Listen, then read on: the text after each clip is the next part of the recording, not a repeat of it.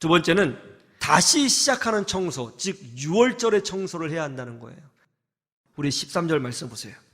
유대인의 유월절이 가까운지라 예수께서 예루살렘으로 올라가셨더니, 예수님이 성전을 청소하신 때가 어느 기간이라고 성경에 나와 있죠? 유월절 기간이라고 합니다. 여러분, 유월절은 무엇이죠? 이스라엘 백성이 이집트에서 노예로 살았습니다. 그때 하나님께서는 모세를 통해서 이스라엘 백성을 구원해 내셨죠. 구원해 내실 때에 10가지의 재앙으로 이집트를 징계하신 후에 이스라엘 백성을 구원해 내셨습니다. 그런데 마지막 재앙이 뭐였죠? 마지막 심판이 뭐였습니까? 이집트 경내에 있는 모든 집안의 첫째 아들, 장자가 죽는 재앙이요 심판이었습니다. 이집트 경내에 있는 모든 집안의 장자가 죽는 것이니까 이스라엘 백성도 예외가 아닌 것이죠. 그런데 하나님께서 모세를 통하여 이스라엘 백성에게 이 심판과 이 재앙을 피할 수 있는 길을 알려주셨습니다. 그것이 뭡니까? 어린 양의 피를 대문 밖 좌우 문설주와 임방에 바르는 것입니다. 그러면 죽음의 천사, 심판하는 천사가 이집트 집집을 돌아다닐 때에 어린 양의 피가 발라져 있는 집은 심판을 내리지 않고 죽음을 주지 않고 그 천사가 그 집을 뛰어넘는 것입니다.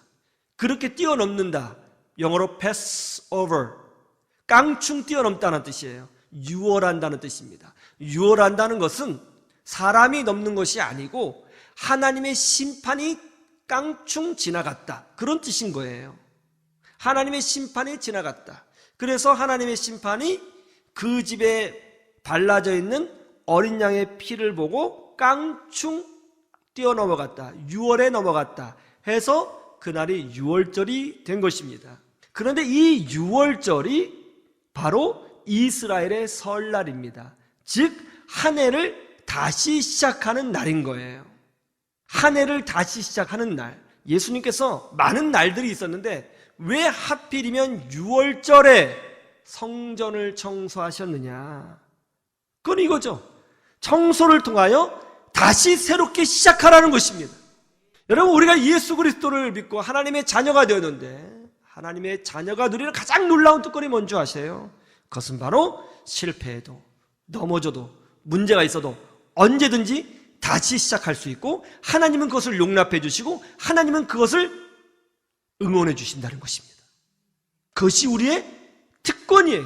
우리의 자랑이고 축복인 것입니다. 우리는 이 땅에 살면서 완벽하게 살 수 없습니다. 굴뚝을 청소하는 일꾼이 굴뚝 안에 들어가서 검정을 안 묻히고 일할 수 없는 것처럼 우리는 이 땅에 살면서 검정을 묻힐 수밖에 없습니다. 낙심하고 좌절하고 실패하고 이상한 짓을 하고 반복적인 실수를 하고 나의 부족함과 나의 연약함을 우리 스스로 자각하며 살 수밖에 없을 것입니다. 어떻게 해야 됩니까? 나는 왜 이러지? 왜 해도 안 되지? 하면서 자포자기 해야 되나요? 그렇지 않죠. 하나님이 우리에게 주신 놀라운 특권이 있습니다. 그게 뭐예요? 유월절의 청소입니다.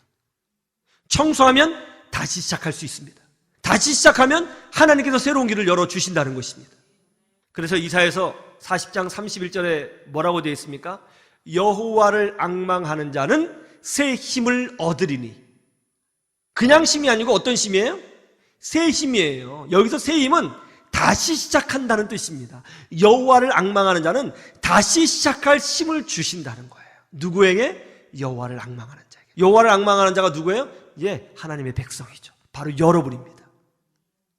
우리는 그리스도 안에서 언제든 다시 시작할 수 있어요. 그게 우리의 영적인 특권이죠. 하나님이 그걸 밀어주십니다. 하나님께서 그것을 기뻐하십니다. 일어나 다시 시작하면 되는 것입니다. 6월절에 청소를 시작하면 되는 것입니다. 하나님의 은혜가 임하게 될 줄로 믿습니다. 그런 모습을 보여준 사람이 바로 에디슨 아니에요.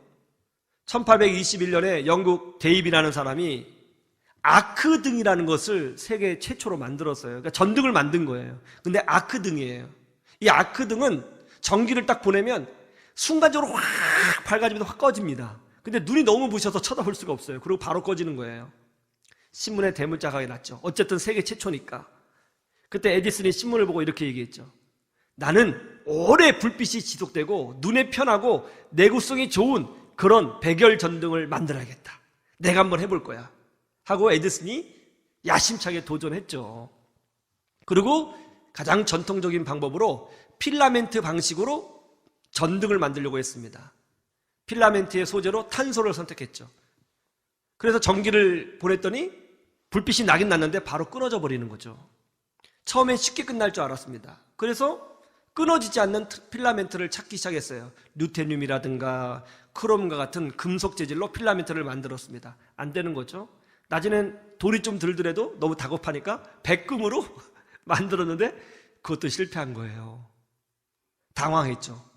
그래서 어떤 재료가 좋은가 하고 연구하고 실험하기 시작했는데 몇 개의 재료를 연구했냐면 1600개의 재료를 가지고 실험을 한 거예요. 근데 안 됐습니다. 실패하고 실험을 하면 할수록 계속 실패했을 뿐만 아니라 실패를 하면 할수록 더 미로에 빠진 듯한 느낌에 사로잡혔습니다.